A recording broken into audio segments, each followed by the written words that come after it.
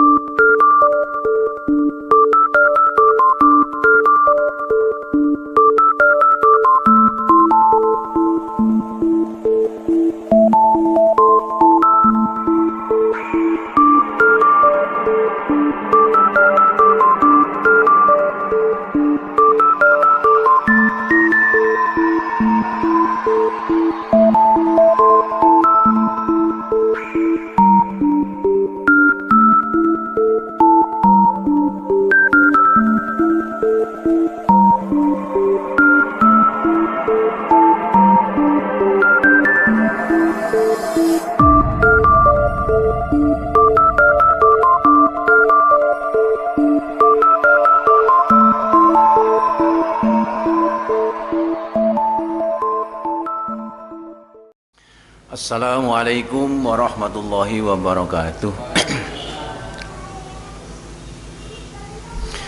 A'udzubillahi minasyaitonir rajim. Bismillahirrahmanirrahim. Nahmaduhu wa nusalli ala Muhammadin rasulihil karim wa khatamun nabiyyin, amma ba'd. Bapak Ibu jamaah tadabbur yang berbahagia, marilah kita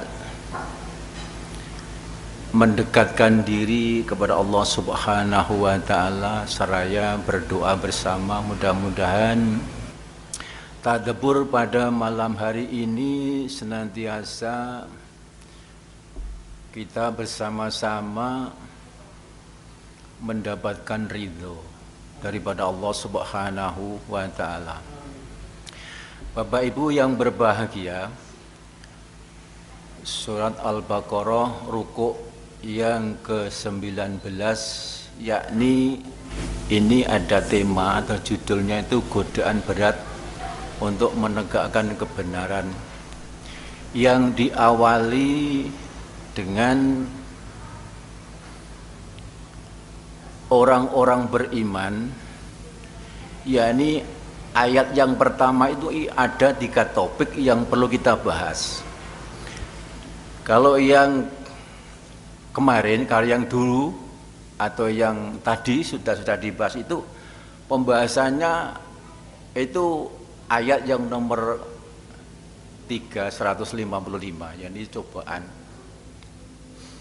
Tetapi ayat yang pertama ini ada 3 poin yang perlu kita bahas, yakni ista'inu, yaitu mohon pertolongan kepada Allah, wassabar, dan sabar, dan yang terakhir itu sholat.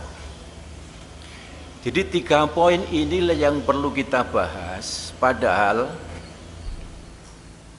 kita sama-sama mengalami rohani kita itu dalam ayat 1 ini, yang pertama ini. Semua ini mengalami rohani kita itu sedang di sini.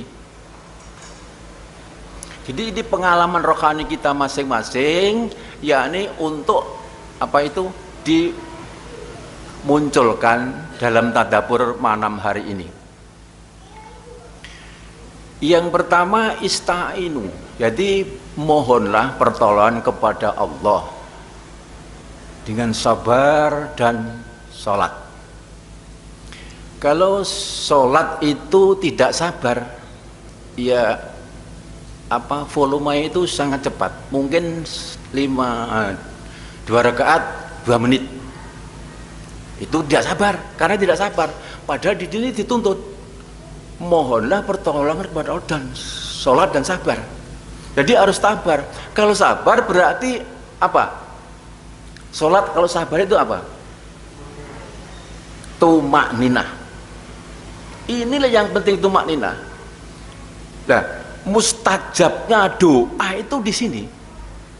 Sehingga ada satu hadis yang menerangkan bahwasanya mustajabnya doa itu adalah orang musafir. Musafir orang mencari ilmu. Itu sangat mustajab. Mungkin Bu Anis dari Peranggang, rodo adoh didik. Nah, itu dia berangkat dengan hati yang tulus, ikhlas memohon kepada Allah dengan petunjuknya supaya diberi tambahan ilmu.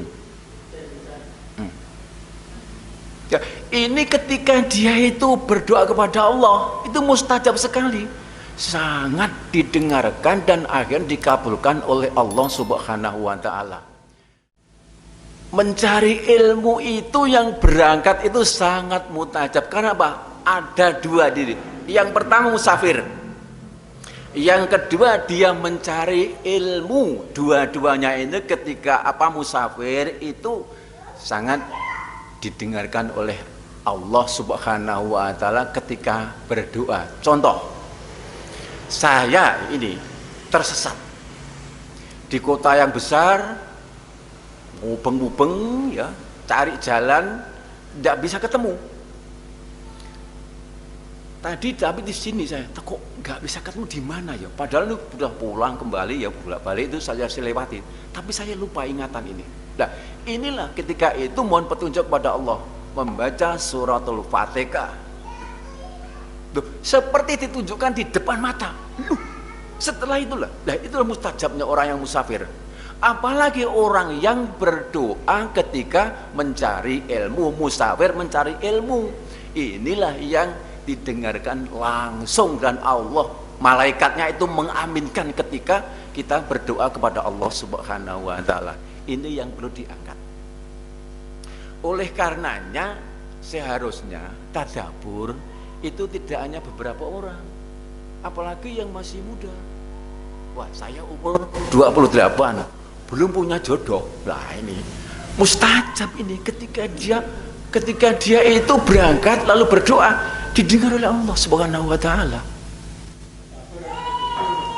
Nah, tadabbur mendapatkan pasangan dan akhirnya menjadi jodoh. Mudah-mudahan begitu.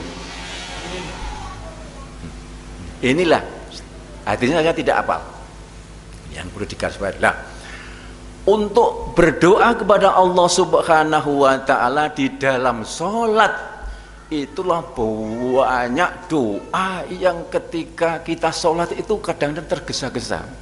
Di akhir sujud itulah kita berdoa, dan itu disarankan oleh Hazrat Mirzaul Ahmad supaya kamu berdoa menurut keinginan kamu sendiri dan pakai bahasa kamu sendiri, sehingga Allah itu yang menciptakan bahasa itu mendengar apa yang kamu doakan kepadaku.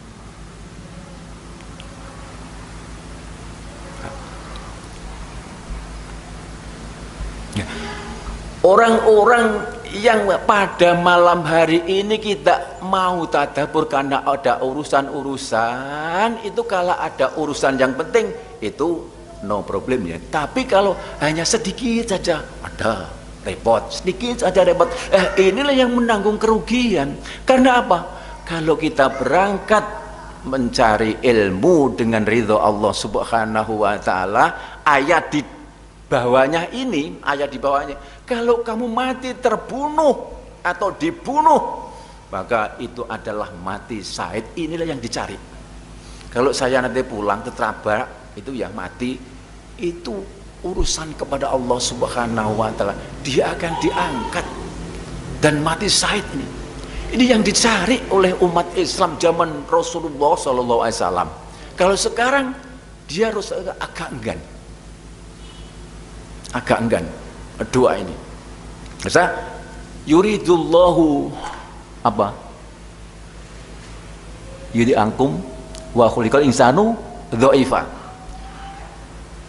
Allah mengendaki supaya kamu itu apa? Menciptakan dengan kelemahan. Nah, oleh karenanya mohonlah pertolongan kepada Allah Subhanahu wa taala. Bukan Allah itu mengendaki menciptakan makhluk manusia di muka bumi ini dengan lemah, tidak. Wong diciptakan dengan lemah saja manusia masih congkak kok, sombong. Tidak mau berdoa. Sudah cukup dikiranya itu. Ini diciptakan dengan kelemahan itu supaya manusia itu merendahkan seperti terciptanya apa, tanah yang gembur. Lalu carilah air wudhu di tengah malam, berdoalah kepada Allah Subhanahu wa ta'ala. Marilah kita menciptakan hati kita itu seperti tanah yang diairi lalu gembur. Air apa itu? Air wudhu. Di mana? Di tengah malam kita bersujud kepada Allah Subhanahu wa ta'ala. Ada doa yang kadang-kadang tidak terkabulkan. Kalau masih muda-muda seperti Pak Mas Irfan itu ya, itu mudah dikabulkan itu. Karena jenjangnya masih panjang sekali. Kalau saya ini yang apa? Sabar. Doa berapa tahun enggak dikabulkan oleh Allah Subhanahu wa ta'ala. Hampir-hampir itu saya putus asa. Seperti orang yang terbunuh. Orang yang terbunuh itu kan putus asa. Tetapi kalau kita sabar seperti doanya Nabi Ibrahim alaihissalam, maka kita akan masuk apa? Wahai orang-orang yang beriman, masuklah kemana? Makom. Makom siapa? Makom Ibrahim. Kita itu mengikuti makom Ibrahim. Setelah itu kita mengikuti jejak Rasulullah SAW, masuk ke makom Nabi suci Muhammad SAW, seperti apa yang dibacakan oleh Mas Irfan tadi. Wa minal laili fatahajat bina filatalah asa ayah ba'sa rabbuka maqam mahmuda. Diangkat derajat kita itu setelah kita tadabbur. Kemana? Diangkat kedudukan yang mulia. Tidak ada kejelekan sama sekali orang-orang yang mencari ilmu bertadabur pada malam hari ini, melainkan kita diangkat oleh Allah Subhanahu wa ta'ala apa, menjadi kedudukan yang amat mulia. Ini yang pertama, itulah ayat yang pertama itu. Maka seharusnya kalau yang masih muda-muda itu jangan mentergantungkan kepada kedua orang tuanya. Bapak aku ora budal, aku juga gak budal. Tergantung ini. Tapi kalau ada niat tersendiri, bapakku ora budal, aku harus berangkat dengan hati tulus. Inilah, jangan ketergantungan. Ini yang diharapkan. Manakala ada tertekan oleh musibah, tertekan oleh keadaan, tertekan oleh apapun, maka dia tidak akan gentar. Tetap pendirian tegak. Karena apa? Sudah dikuatkan dengan iman dan takwa kepada Allah Subhanahu wa ta'ala.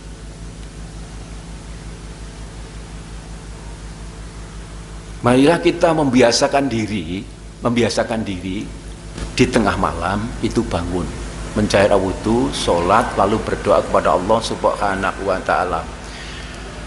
Sayyidina Umar ibnu Khattab itu ketika berdoa itu tidak dikabulkan oleh Allah Subhanahu wa ta'ala. Dia berkata, jika doaku ini tidak dikabulkan oleh Allah, saya tidak kecewa. Saya tidak menuduh Allah, saya tidak putus asa. Tetapi kalau hamba ini, Ibnu Umar bin Khattab, tidak diberi petunjuk, tidak mendapat petunjuk dari Allah Subhanahu wa ta'ala, itulah saya sangat prihatin. Susah hati saya itu apa? Seperti kena musibah. Musibah itu kan apa ya? Seperti hati yang diliputi oleh kegelapan. Peteng dedet lalimengan. Gelap hatinya itu. Itulah musibah. Oleh karenanya Allah Subhanahu wa ta'ala memerintahkan supaya ista'inu bisabri wassolati.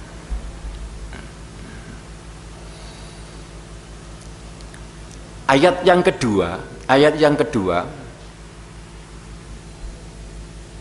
Wala taqulu lima yuqtalu fi sabilillah amwat bal ahya'um walakin la tash'urun. Dan janganlah kamu berkata bahwa orang yang dibunuh jalan Allah itu mati. Tidak, mereka itu hidup, tetapi kamu tidak merasa. Kita menghendaki hidup yang kekal atau hidup yang sementara? Ini pertanyaannya. Kalau kita menghendaki hidup yang kekal, sekalipun ini secara jasmani mati, tapi rohani tidak pernah mengalami kematian. Bahkan ini akan terus naik ke tingkat yang lebih sempurna sampai dia itu mencapai apa? Wawan sabda kepada Allah Subhanahu wa ta'ala. Lah, wawan sabda kepada Allah Subhanahu wa ta'ala, tingkatan rohani yang paling tinggi. Tidak ada kenikmatan dan kelezatan hidup dalam ibadah itu kecuali kita itu bertemu dan bersabda kepada Allah Subhanahu wa ta'ala. Coba lakukanlah 2 rakaat konsentrasi penuh, 2 rakaat saja konsentrasi penuh, sehingga dunia luar ini tidak akan memasuki ruang hati kita untuk mencapai urusan kecuali kita kepada Allah Subhanahu wa ta'ala. Disitulah menemukan kelezatan dan kenikmatan setelah kita berwawansada kepada Allah Subhanahu wa ta'ala. Seolah-olah dunia ini tidak ada, yang adanya Allah. Seharusnya memang begitu. Tetapi mengapa kita sholat tapi semua itu masuk? Karena itu kita cintanya dibagi. Cintanya kan dibagi ya. Kalau misalnya ada 2 ini ya, ini Allah, ini dunia, lebih cinta mana? Allah tinggal sedikit airnya loh ya. Tapi dunia penuh ini, cinta yang mana? Cinta yang mana ini? Ini ujian, diuji. Kalau cinta kita kepada yang sedikit ini, misalnya ya Allah Subhanahu wa ta'ala, maka kita akan mendapatkan kenikmatan yang seolah-olah dunia seisinya itu tidak bisa menyamainya. Tapi sedangkan harta kekayaan ini yang penuh ini, kalau ini dicinta melebihi daripada Allah Subhanahu wa ta'ala, tunggulah apa? Kehancuran. Karena apa?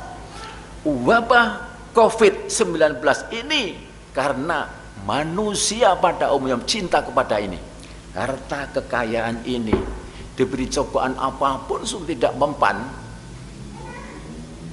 Angin puting beliung, banjir bandang, gelap gulita, gempa, panggah, wis jelas bahwa masjid itu ada orang sujud ketika air tsunami itu hanya melewati gitu saja. Loh, masjidnya dilindungi. Ini kan menjadi menjadi tonggak dan kehidupan kita. Tetapi manusia tidak memandang itu. Yang penting kita tetap mendapatkan ini. Inilah yang keliru ini.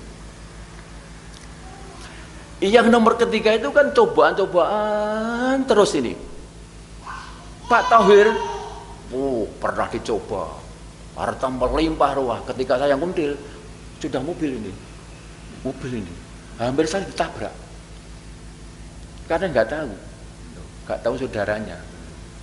Tuh, ketika kurangnya bersyukur kepada Allah Subhanahu wa ta'ala, Pak Thohir jeriaknya ngar Gusti Allah. Wah, katanya melarat-larat. Wah, nggak ada apa-apanya, sudah habis semua ya hapusi wong.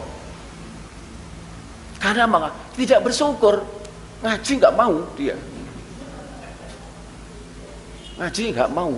Nah, sekarang diuji lagi Pak Thohir, jabatan tumpuk-tumpuk, wah banyak ini, semakin melimpah. Tapi masih mau ngaji, ditambah nanti.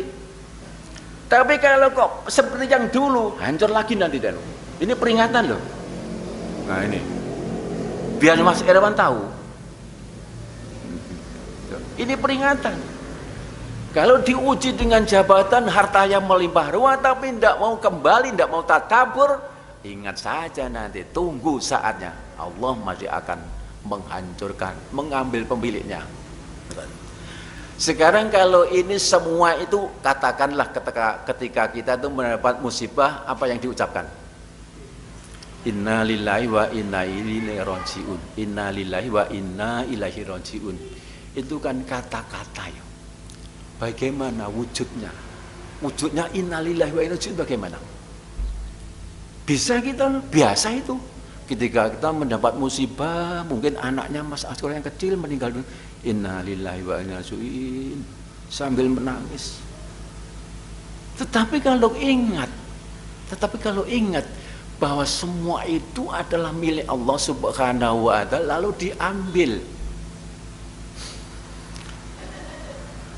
lalu diambil yang punya, bagaimana kita itu? Bagaimana? Apa tetap innalillahi wa inna rajiun?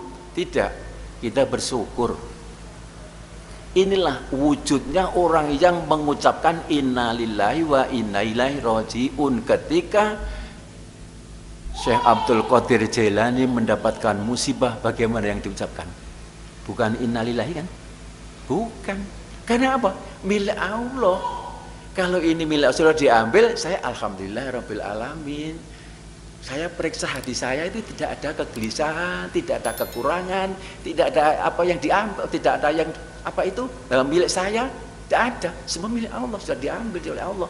Alhamdulillah rabbil alamin. Loh, yang manajernya itu kaget loh. Mestinya kan innalillahi wa inna ilaihi rajiun. Kok alhamdulillah? Loh, inilah orang-orang yang sudah mendapatkan rahmat yang terakhir itu loh, dari Allah Subhanahu wa ta'ala. Ketika mendapat musibah apapun, dia tidak innalillahi wa inna ilaihi rajiun. Alhamdulillahi rabbil alamin.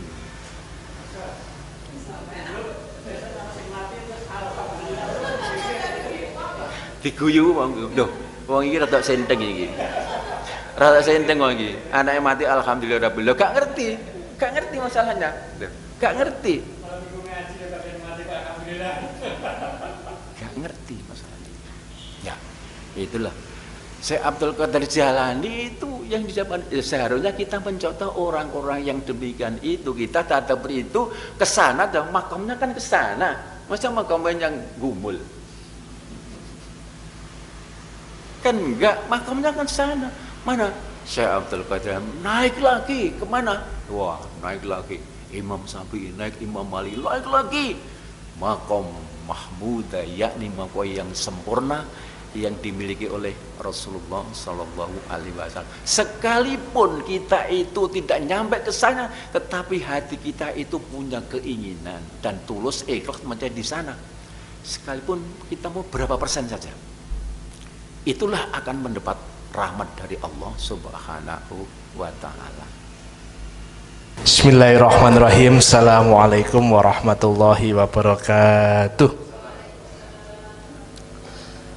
Innal hamdalillah nahmaduhu wa nasta'inuhu wa nastaghfiruh wa na'udzu billahi min syururi anfusina wa min sayyiati a'malina may yahdihillahu fala mudhillalah wa yudhlil fala hadiyalah. Hadirin Bapak, Ibu serta adik-adik semuanya, kok saya tadi ngimami ya pas yang dibahas sama Pak Usman itu kebetulan atau takdir sebenarnya itu. Tapi yang diomongkan Pak Usman itu ya benar-benar ya mengena di hati saya, itu ya jadi sebuah sindiran juga. Saya selalu ingat pesannya almarhum Pak Yai Sukri, itu kan kalau kamu jadi orang itu harus berjuang keras, berdoa keras, dan bersabar keras. Ya, saya bersyukur sama Bapak itu disekolahkan di Gontor ya. Kalau nggak di Gontor mungkin untuk persoalan keagamaan hidupan mungkin saya akan jadi orang yang berbeda. Lah orang itu kan diuji dengan berbagai macam hal. Ada yang bilang orang itu diuji dengan kekayaan, namanya istidraj. Ada yang diuji dengan kemiskinan. Ada yang diuji dengan tidak punya anak. Nah misalnya orang itu diuji dengan kekayaan itu lebih enak mana sama yang diuji sama kemiskinan? Pripun Pak D, enak diuji sugih napa melarat?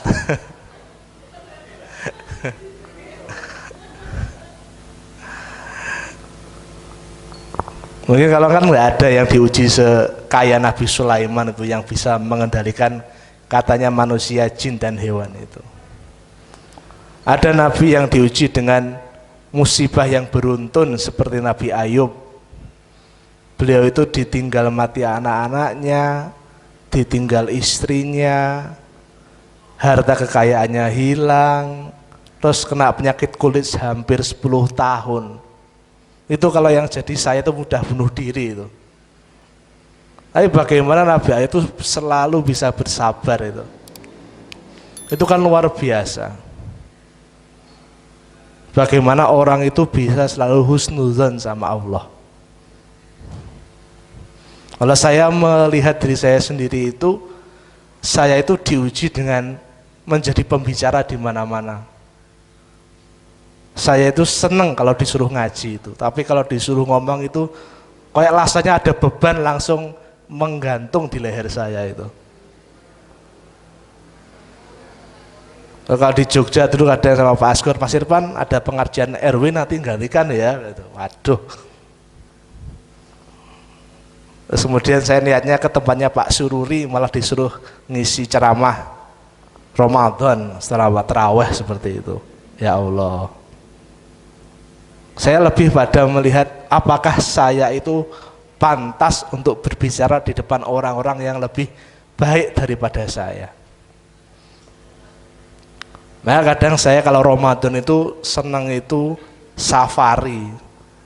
Jadi kalau maghrib itu kadang saya tidak ikut buka Pak Asgur Isa, itu saya keluar menenangkan diri.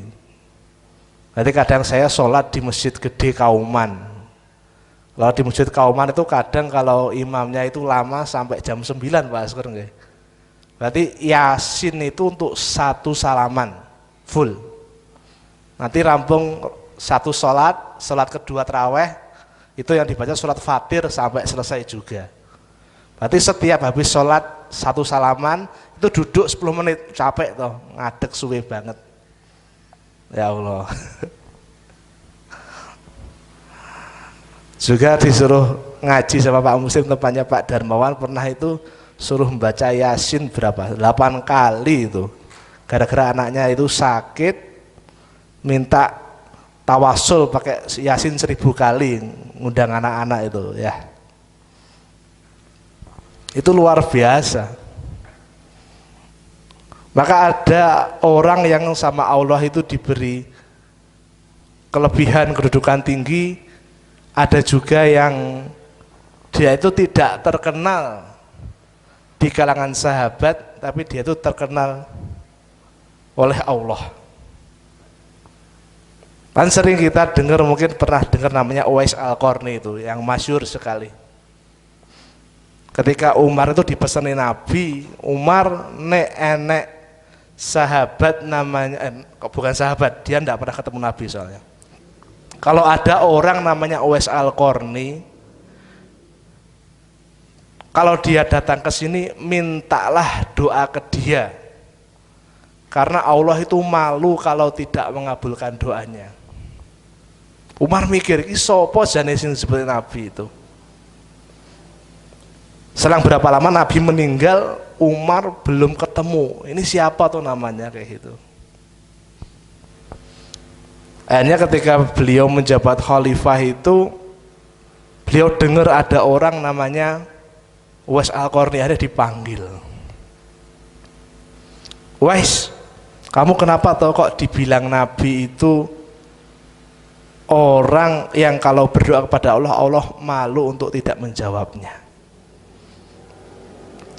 Akhirnya Uwais cerita, dulu ketika saya di Yaman, ada seorang sahabat Nabi bernama Muaz bin Jabal. Itu sahabat Nabi di Madinah, disuruh ke Yaman buat mengajarkan Islam. Lalu dia tertarik, oh kok indah ya ajaran Islam itu. Kemudian Uwais akhirnya punya keinginan, saya pengen ketemu Nabi. Kemudian dia ngomong ke ibunya, "Bu, nek aku yang Madinah iku pripun?" Padahal Yaman di Hadrul Maut sampai Madinah itu hampir 2000 kilo. Nek cara ngebis iku Banyuwangi sampai Jakarta balik yang Banyuwangi, padang pasir pisan. Itu gimana caranya? Tapi sama ibunya ndak boleh. Ya wis lah, nek ibu gak boleh. Soalnya ibu pun sepuh, melaku susah. Tapi selang berapa lama akhirnya nggak tahan. Ya wis lah, nek kayak gitu ibu tak bawa sekalian ke Mekah. Lah piye gawane? Tak gendong, beyah gendong ibu 2000 kilo iku kaya apa rasane? Tapi Uwais Al-Qarni belajar, berarti dia itu beli anak sapi. Berarti tiap ngambil air itu dia gendong anak sapi sampai berapa lama? Ben kira-kira kuat awake gendong ibuke. Sapine gede didol nggih sangu. Berarti dari Yaman sampai Madinah itu sampai Mekah itu gendong ibuke. Bagaimana orang seperti itu kan Allah pasti malu toh. Masa hambaku udah berusaha sekuat itu, hidupnya susah bawa ibunya, masa dia berdoa saya itu menolak. Berarti itu kan bagaimana kita itu bisa membuat Allah itu malu kalau kita berdoa tidak dikabulkan. Jadi kalau perjuangan kita dibandingkan orang-orang dulu itu kan belum ada apa-apanya. Saya sering ngeluh. Orang itu mengeluh boleh enggak? Boleh. Yang tidak boleh itu terus-terusan mengeluh kemudian enggak mau ngapa-ngapain.